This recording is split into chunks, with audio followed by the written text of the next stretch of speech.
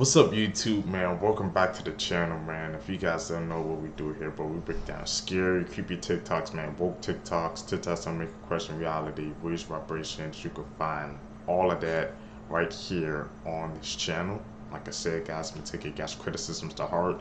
No more me talking through the clips. I let them play, and I hold my thoughts until afterwards, man. I'm trying to get better with each video going forward. And I also, guys, here you guys have told me when y'all want me to resize the screen and change the background. I'm gonna switch it up so you guys don't have to worry about that. But like I said, the changes are coming. Let's dive on in, bro. Got a good one for you guys today, man. These 5 men have vanished after boarding a submersible to visit the Titanic. Last Sunday, 5 people boarded a submersible, which is kind of like a submarine, in Newfoundland, Canada, but has lost contact with the operator only 1 hour and 45 minutes into the trip. The Titan was built for tourists to visit the wreck of the Titanic, which is located 12,400 feet underwater. It has 96 hours of oxygen available, which means that the people inside will run out of oxygen by Thursday. The Titan can reach 13,123 feet underwater, and it's operated using what looks like a modified game controller. The 5 people who boarded the Titan are known to be wealthy businessmen as well as a 19-year-old boy. But what's interesting to me is that everyone had to sign a waiver accepting that this submersible can potentially cause their death. The Titan only started taking people down in 2021, and it's been reported that there's been so many issues with this process. And keep in mind that it's not cheap to do this excursion. Everyone paid $250,000. Nevertheless, I hope the Titan is found and everyone is brought back home safe.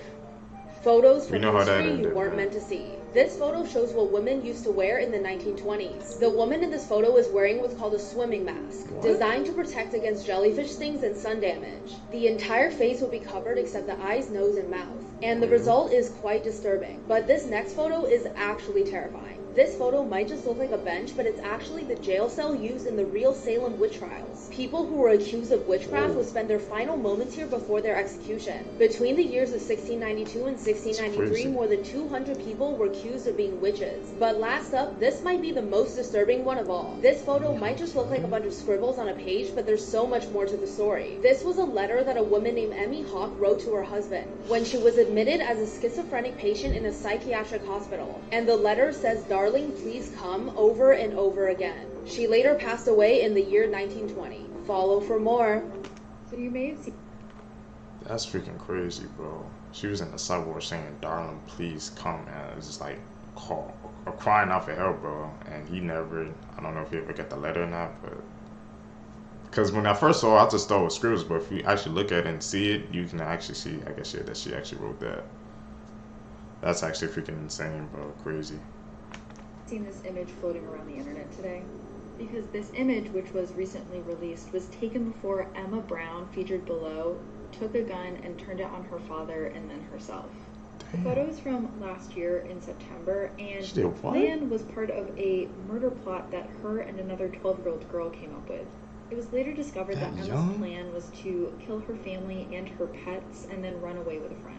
And after she shot her father in the abdomen, she was running towards the driveway when it's believed that she panicked and turned the gun on herself. This all happened in Texas, and now authorities believe that she was headed towards the driveway so she could grab her car, drive about 230 miles to her friend, and then the both of them were going to drive to Georgia together. It's also now believed that Emma didn't come up with this plan herself. It was actually planned by the friend, but they're not releasing the friend's name, and it's not clear how Emma and her met. It's a little implied that cops are blaming social media for this.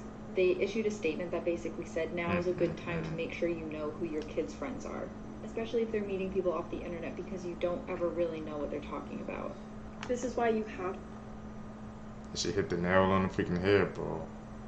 Like I said, I'm about to say she was that young and she wanted to take out her own family, but then it said that she kind of got influenced by, I guess, by somebody else. But I'm just like, it's just freaking insane. Like I said, the type of influence a person they can have on people, bro. So you wanted her to take out her whole family and run away together with a friend. Tell me in the comment section, man, down below, guys, what you guys think of that, man. That's just freaking dark and disturbing to me. Have to be careful in national parks. So in 2016, a man completely dissolved in a hot spring in Yellowstone. A lot of people don't realize these hot springs are near boiling temperatures, and a lot of them are severely acidic. And falling in happens more than we realize. It terrifies me so much that I made an entire podcast episode about it that's going up tonight. Oh. So it's believed that a 23-year-old man and his sister went into Yellowstone to go hot potting, which is when people secretly hang out in the cooler hot springs. It's like really not allowed in the park.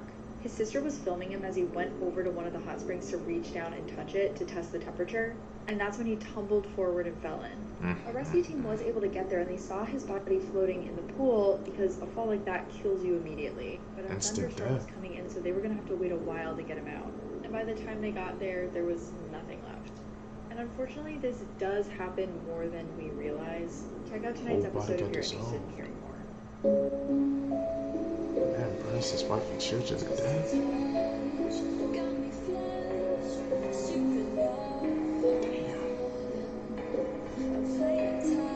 Why would he do that?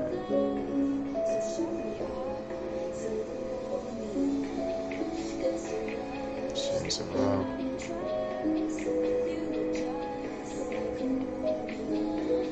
That's dark and disturbing.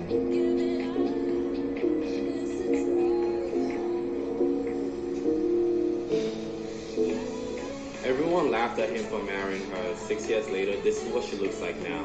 He was so in love with her that he got married to her, despite of what people thought. People would make fun of him and laugh for him, saying that he was making the wrong decision. But the couple got married and had their honeymoon. 6 years later, the woman decided to have surgery for her weight loss. She went from looking like this to looking like this, and immediately when she had the transformation, everybody decided to call her and tell her she was beautiful. The same people that were laughing at the guy for proposing to her.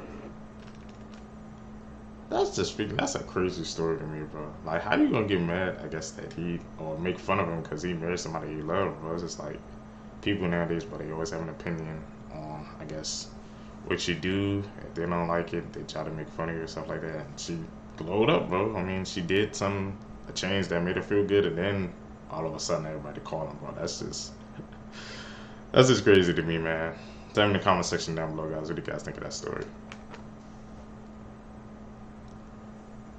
Was it a freak accident or was it murder? Today we will be deep diving into the case of Audrey Mest. Audrey was a beautiful French freediver who died in 2002. At the time of her death, she was in a relationship with Pepin Perez, who is a famous freediver. Before she even met him, she had a bit of a schoolgirl crush on him. She wrote her thesis on Pepin and the human form. And from everything I've read about Pepin, he seemed very self-absorbed and narcissistic. He even ghost wrote his own autobiography and fabricated stories to make himself sound cooler. Audrey met him when he went to go freedive in Mexico. They instantly bonded over their love of freediving, and soon after she went on to travel with him. Within a few short years, Pepin and Audrey were married. Many friends recounted that Pepin always made their marriage look very happy on the outside. Lots of pictures, lots of smiling, etc.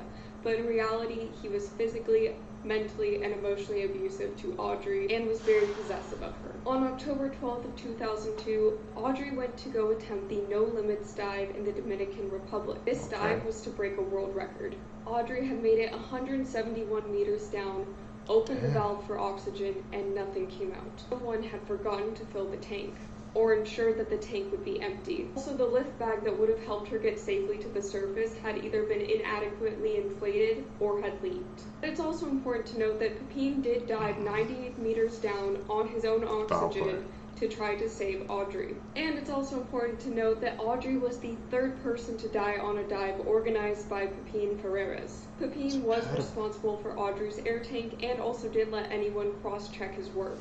But no one's ever been criminally charged for her death. So what do you guys think? Comment below. I think that was foul play. I think she got set up, bro. That has to be. Unsolved cases that keep me up at night. On January 16, 2014, a group of 4 friends were playing a game of dares. One of them was dared to go into this cornfield that was rumored to be responsible for the many disappearances in the area. Not me. The friend agreed, following the rules of the game, and ventured into the cornfield by himself. For what felt like hours had gone by, the 3 friends had lost track of the man and were starting to get worried. Too afraid to go on themselves, they contacted the police, and the police showed up after a while and searched the area. They searched and they didn't find any trace of the guy. But they did find his phone, and after going through his phone, they found the last photo captured before his disappearance. This is the most terrifying McDonald's you'll ever see. In 1986, the first floating McDonald's called the McBarge opened up. The plan was for the boat to travel around the world and for people to enjoy McDonald's everywhere. But then something crazy happened. The 5 employees that lived on the boat went crazy. They started to hear voices at night and even began hallucinating. All of this slowly started driving them insane. After 3 years of this, one fry cook decided enough was enough. She decided to end her life. Her body was discovered on this very boat the next morning. The McDonald's were forced to close and was even abandoned for over 20 years. It seemed like everyone forgot about this floating nightmare. This was the case until 2 years ago when a company decided to renovate the boat. And this article was published about renovating the boat. But a year later, there was still no news about it. And the McBarge was still abandoned. But then a couple of YouTubers decided to swim and break into the McBarge. As they went around, everything was eerily silent. Like and follow for part 2. That's my first time ever hearing about this, so I'm kind of thinking, McDonald's is like freaking, I don't know if they're trying to cover it up or something like that, or they just wanted people to forget, but that's freaking crazy. They was hearing voices and the cook just decided to end it all? I'm gonna have to check up on that, man. Gotta get some more info, man. Tell me in the comment section down below, guys. What do you guys think of that story? I bit the apple cause I loved you. And why would you lie? And then I realized you're just as naive as I am. Oh, you're so traumatized, it makes me want to cry. You dumb bitch, I loved you, I loved you, I loved you, it's true. I wanted to be you and do what you do. Joseph Farrell case? What the hell is that?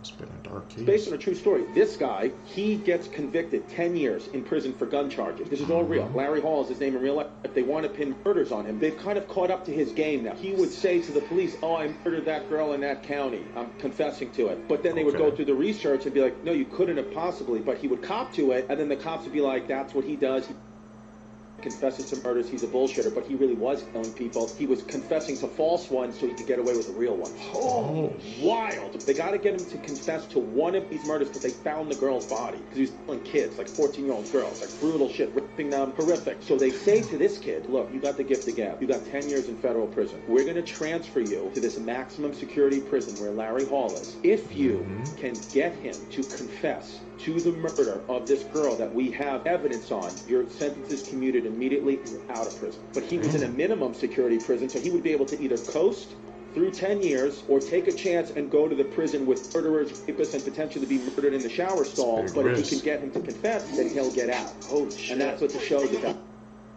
I gotta look up on that. Sounds interesting. Dude, that's right. Is that a person? All those damn dolls. That's a person. That's a person. That's a person. Oh, what the hell? Taylor Parker has just been sentenced to death for murdering her friend and stealing her unborn child. Taylor met Reagan Hancock online, and then they became real-life friends. In 2020, Reagan was happily married with a daughter and nearly 8 months pregnant, and up until the day before she was murdered, Taylor was stopping by her house and dropping off gifts for the baby. And here you can actually see Reagan thanking Taylor for Starbucks on Facebook the day before she died. Reagan was also seemingly pregnant, but no one knew she was faking it to keep her boyfriend from breaking up with her. When the 9 months were up, she couldn't keep up with her lies, so on her due date of October 8th, she headed over to Reagan's house in New Boston, Texas. Okay. And here is just one example of the lengths Taylor went to fake her pregnancy on social media, and this is a photo of the fake gender reveal that she posted to Facebook. It was around 10:30 a.m. on October 9th when Reagan's mom found her face down on the floor of her home with blood everywhere. She told the dispatcher her daughter was 34 weeks pregnant, but EMS personnel quickly determined that there was no longer a baby in her stomach. Reagan had suffered more than 800 stab wounds, and her baby was gone. It turns out that about an hour earlier, a Texas state trooper pulled over Taylor's speeding car along the Texas and Oklahoma state border. She was attempting to perform CPR on a newborn and gave the officer the impression that she had just given birth. When reports came in that a woman had been murdered and her baby was stolen, police immediately returned to the hospital where Taylor had been admitted. The baby had tragically passed away, and she was subsequently arrested. Taylor already had 2 children of her own, and in the end did all of this so that she could stay with her boyfriend. Her sentencing began on October 12th, and it took the jury just 90 minutes to sentence her to death. That is an insane and disgusting story, bro. She already had kids of her own, but she was lying to her boyfriend, and I guess to freaking make the lie, to keep it going, she tried to steal her freaking friend's baby, bro. And they both died in the process. That's just disgusting and horrific story, man. Truly sad.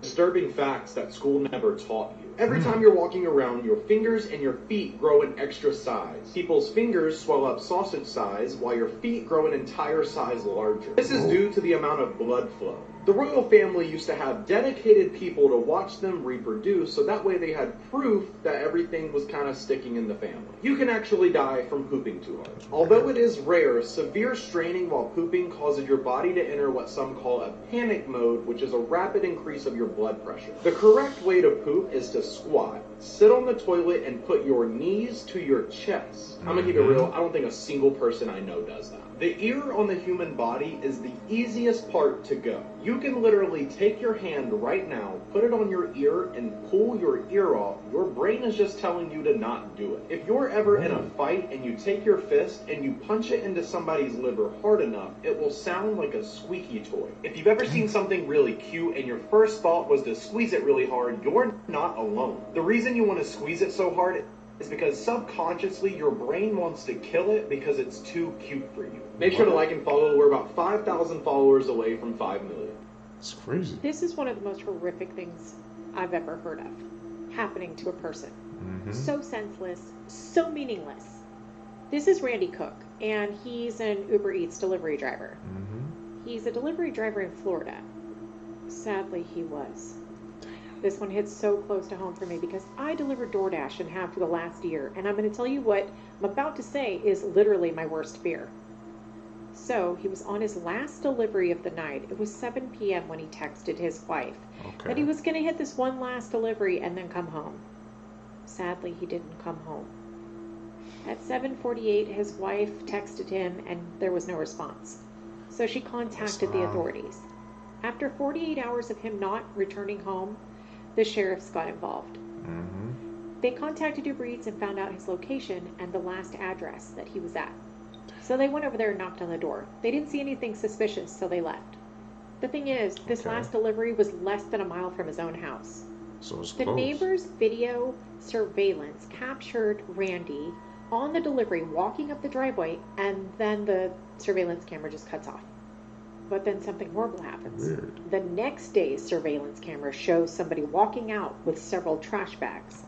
Deputies checked those trash bags, and they had human remains inside.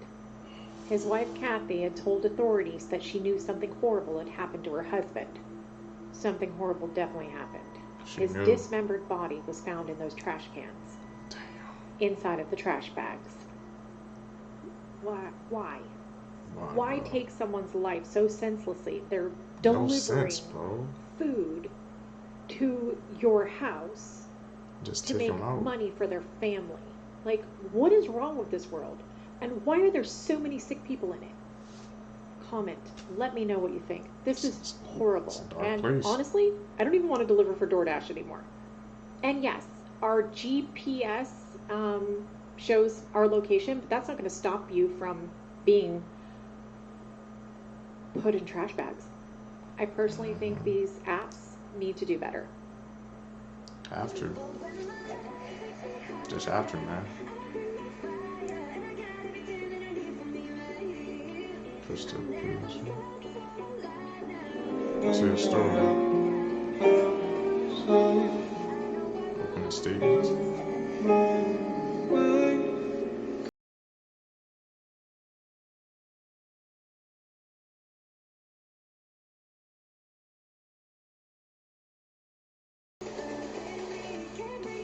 Something wrong with it, bro. Top states? What the hell? Germany and Sweden in the lead. Whew. That's bad. If you guys want to talk about someone with a lot of red flags, let's talk about Taylor Parker. Taylor was recently sentenced to death for the October 2020 murder of Reagan Hancock. Taylor stabbed Reagan 100 times for the sole purpose of stealing her unborn baby. Reagan was 35 weeks pregnant, and Taylor needed a baby after faking her own pregnancy for months. Taylor lived in Texas with her boyfriend Wade Griffin. Taylor already had 2 children, but got a hysterectomy back in 2015, which prevented her from having any more kids. Well, her boyfriend Wade didn't know that. Taylor never told him. Wade said that their relationship was an emotional roller coaster. He said that Taylor always lied. Wade said that their relationship was getting pretty rocky when Taylor announced in January of 2020 that she was pregnant. So she did that so Of course she wasn't. She faked pregnancy tests and reused old sonogram photos from her previous pregnancies. Remember at the beginning of the video when I said the thing about the red flags? Well, raise your hand when you hear one. People were really starting to grow suspicious about Taylor's pregnancy, but I don't think anyone could have imagined what she was about to do next. Taylor was friends with a 21-year-old named Reagan Hancock. Reagan was pregnant and she already had a 3-year-old daughter. In October of 2020, Taylor would go over to Reagan's home and she would beat and then stab her 100 times. Taylor would then cut Reagan's baby out of her stomach. Taylor hopped in her car and started driving with the newborn, but she was soon pulled over by a police officer because she was driving erratically. That's when the officer noticed a newborn baby in her lap with the umbilical cord still attached. The officer rushed the 2 to the hospital, and sadly, the baby was pronounced dead. The hospital staff grew really suspicious when Taylor refused to be checked out by the nurses. It didn't take them long to arrest her and charge her with first-degree murder and kidnapping. Taylor's trial began in the fall of 2022. It took the jury an hour to deliberate and find Taylor guilty of capital murder. Taylor Parker has been sentenced to death. Scary games that you won't play? But we will. 96%. For those who are just coming in, we're quarantined because of coronavirus, so we can't make 100% yet, so we're just going to keep leading up to it. By the way, I just posted a new YouTube video. Click the link in my bio. I answered a lot of you guys' questions. I did a really big Q&A, so thank you guys. So the game we're playing today is called Red Static. Pretty much I'm going to have 2 ping pong balls over my eyes listening to static noise while my entire room is lit red, and I'm supposed to hallucinate, and kind of the same concept as Red Door, Yellow Door, just probably a little bit more dangerous. All right, let's get it. Playing these dangerous games, I don't get it.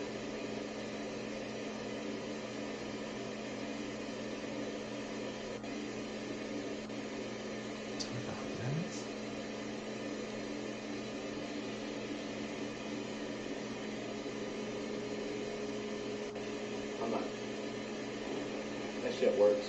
I'm not doing that again. That's fucking creepy. It actually works. This woman laid on a couch for 12 years until she was basically melted to it. So have you ever heard of Lacey Fletcher? Lacey's parents were Sheila and Clay Fletcher. They moved to Slaughter, Louisiana about 28 years ago. As soon as they moved to Louisiana, Lacey became involved in her school. She was making friends with all the neighbor kids. She liked to go outside and play. She even joined the volleyball team and seemed like the typical teenager. Happened. Lacey was described by her peers as highly intelligent but a little bit immature for her age. Lacey really enjoyed things that her peers thought of as childish. But she was still very smart and very outgoing, but not much else is known about Lacey. At the age of 14, Lacey's parents decided to homeschool her, and that's when she just kind of disappeared from the public. That might have been a wrong move. Her friends from school and the neighbor kids just stopped seeing her come out as much as she used to. And it kind of seemed like Sheila and Clay were the reason that Lacey was being so isolated. They were the reason that she no longer went out into public. She was able to have a birthday party when she turned 18 years old, and she invited all of her school friends and just friends to come watch Disney movies, but at this point, these kids were 18 years old. They didn't want to sit around and watch Disney movies with her. Yeah. The last time Lacey was seen in public was by her neighbor in 2007. Damn. This neighbor thought that Lacey looked very thin, but he just figured that she was exercising because she was using those weights that you can put around your ankles to walk around. And then Lacey is not ever seen again in public. In 2017, the neighbor did ask about Lacey, figuring that she had either gotten married or moved on, gone to college, or done something else with her life. But Clay told him that Lacey was still there. She was still at home. But the neighbor didn't press further. He didn't question why he didn't see her. He just kind of let things be. Okay. Then on January 3rd of 2022 at about 2 in the morning, there is a 911 call received from Sheila. Ooh. Sheila says that her daughter has stopped breathing. When emergency services arrived, they realized that there was something very wrong with the situation. Mm-hmm. Lacey was laying on the couch, and it almost seemed like she had melted to it. She had all kinds of sores that had been opened all the way down to the bone. Damn. Her hair was knotted up, and there were maggots crawling around in it. What the? And emergency services could tell that Lacey had been laying there for a very, very long time. There were feces and there was urine all over the couch. I'm going to have to go to part 2. Give me a couple minutes to film it, and it'll be up down in the comments. Definitely got to get part 2 to that Lacey story, because that's just freaking crazy that their parents just got to sat there for that long and do nothing more. This is basically censored to death, man. This world is crazy, bro. It's crazy, man. YouTube, that's it, man, for this video for you guys today, man. Like I said, tell me, guys, like I said, what do you guys think? Like I said, I try not to pause it a lot, and I always save my thoughts until afterwards, man. Going forward, I'm just trying to make the experience better with you guys. I want to get better each video, man. This is something I like to do. I'm passionate about it, so like I said, just tell me what I need to do to get better, man. And I'll try to do it, bro, to the best of my abilities. Guys, gonna catch you in the next one, man. We're gonna keep on going. I'm out. Peace, YouTube.